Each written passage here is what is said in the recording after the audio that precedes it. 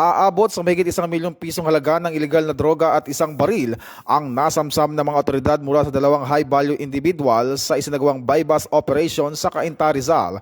Ayon sa Rizal Police Provincial Office, isinagawa ang operasyon ng Cainta Municipal Police Station, Station Drug Enforcement Team sa Barangay Santo Domingo noong Disyembre 21. Naaresto sa operasyon ang dalawang sospek na kanilang si alias Bornok, 32 anyos at si alias Tres, 22 anyos na umano'y sangkot sa ilegal na bentahan ng droga sa lugar.